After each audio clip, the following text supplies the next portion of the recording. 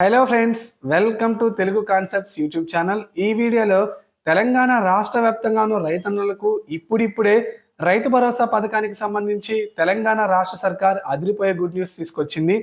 వీరందరి ఖాతాలో రైతు భరోసా 12,000 రూపాయలు ఈ తేదీ నుంచి ఖాతాలో జమ చేయనున్నారు. అయితే రైతు భరోసా పథకానికి సంబంధించి తెలంగాణ కాంగ్రెస్ రాష్ట్ర సర్కార్ కొత్త మార్గదర్శకాలు రూల్స్ అయితే విడుదల చేసింది. తాజాగా రైతు భరోసా పథకానికి సంబంధించి ఏ ఏ రైతుల ఖాతాలో డబ్బులు జమ కానున్నాయి, ఎన్ని ఎకరాలు ఉన్న వారికి రైతు భరోసా పథకానికి డబ్బులు ఇస్తారు అనే పూర్తి డీటెయిల్స్ ఈ వీడియోలో చూద్దాం. ఫ్రెండ్స్, ముందుగా వీడియో చూస్తున్న ప్రతి ఒక్కరు వీడియో కింద లైక్ సింబల్ అయితే ఉంటుంది. వీడియో చూస్తున్న ప్రతి ఒక్కరు వీడియోని లైక్ చేసేయండి.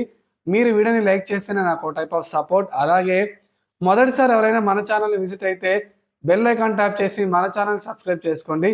అలాగే అన్నదాతలు ఎవరైనా సరే ఈ వీడియోని ఎక్కడా స్కిప్ చేయకుండా ఎండ్ వరకు చూస్తేనే మీకు రైతు భరోసా పథకానికి సంబంధించి మార్గదర్శకాలు ఏంటి, ఎప్పటి నుంచి ఖాతాలో డబ్బులు జమ కానున్నాయి అనే పూర్తి డీటెయిల్స్ ఈ వీడియో క్లారిటీగా ఎక్స్ప్లెయిన్ చేస్తాను. ఇక లేట్ చేయకుండా టాపిక్ ని స్టార్ట్ చేసేద్దాం. ఇక రైతు భరోసా పథకానికి సంబంధించి మనకి ఏడాదికి 15,000 ఇస్తామని చెప్పి కాంగ్రెస్ ప్రభుత్వం అయితే తెలిపింది. తాజాగా అయితే 12,000 రూపాయలు అయితే విడుదల చేయబోతున్నారు. అయితే ఈ 12,000 రూపాయలు విడుదల చేసేదానికి సంబంధించి మనకి ప్రభుత్వం మార్గదర్శకాలు విడుదల చేసింది. ఈ మేరకు వ్యవసాయ శాఖ అధికారులు ఉత్తర్వులు కూడా జారీ చేశారు. తెలంగాణలో వ్యవసాయాన్ని లాభసాటిగా మార్చేందుకు రాష్ట్ర రైతన్నలకు పంట పెట్టుబడి సాయం అందించడం ద్వారా వ్యవసాయ ఉత్పత్తిని మరింత పెంచడమే కాంగ్రెస్ రాష్ట్ర సర్కార్ లక్ష్యమని ఈ సందర్భంగా సీఎం రేవంత్ రెడ్డి గారు అయితే తెలిపారు. రైతు భరోసా పథకానికి సంబంధించి మార్గదర్శకాలన్నీ రైతులకు అర్థం కావాలన్న నేపథ్యంలో తెలంగాణ రాష్ట్ర ప్రభుత్వం మార్గదర్శకాలను తెలుగు భాషలోనే విడుదల చేసింది.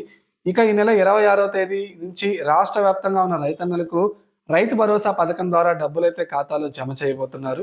ఇక ముఖ్యంగా రైతు భరోసా పథకానికి ఎవరిని ప్రామాణికంగా తీసుకోనున్నారు? భూభారతిలో నమోదైన వ్యవసాయ భూములకు మాత్రమే రైతు భరోసా పథకాన్ని అమలు చేయబోతున్నారు. ఆర్ఓఎఫ్ఆర్ పట్టదారులు కూడా రైతు భరోసా పథకానికి అర్హులు. ఇక పోడు భూములు ఆర్ఓఎఫ్ఆర్ రైతులకు కూడా ఏంటంటే ఈ పథకం కింద డబ్బులు అయితే ఇవ్వనున్నారు. ఇక రిజర్వ్ బ్యాంక్ ఆఫ్ ఇండియా నిర్వహించే డీబీటీ డైరెక్టర్ బెనిఫిషరీ ట్రాన్స్ఫర్ ద్వారా రైతుల ఖాతాలోకి నేరుగా ఈ రైతు భరోసా డబ్బులు అయితే జమ అవుతాయి. ఎవరైతే ఈ కేవైసీ చేసుకున్నారో అలాగే భూభారతి పోర్టల్లో నమోదు చేసుకున్నారో వారికి మాత్రమే ఏంటంటే రైతు భరోసా పథకానికి సంబంధించి డబ్బులు అయితే వేయబోతున్నారు. ఈ పథకాన్ని వ్యవసాయ సంచికలు అయితే అమలు చేయబోతున్నారు. ముఖ్యంగా భూభారతిలో నమోదైన వ్యవసాయ భూములకు మాత్రమే రైతు భరోసా పథకం అమలు చేస్తామని తెలంగాణ కాంగ్రెస్ సర్కారు ముందు నుంచే చెప్తుంది. ఇక ఎన్ని ఎకరాలైనా సరే భూభారతిలో నమోదైతే అన్ని ఎకరాలకు రైతు భరోసా అయితే ఇవ్వనున్నారు. భూభారతిలో నమోదు కాని భూములకు మాత్రమైతే రైతు భరోసా నుంచి తొలగించబోతున్నారు. అంటే మనకి భూభారతిలో యోగ్యమైన భూములు ఉంటే వాటికి మాత్రమే రైతు భరోసా పథకాన్ని అమలు చేయబోతున్నారు.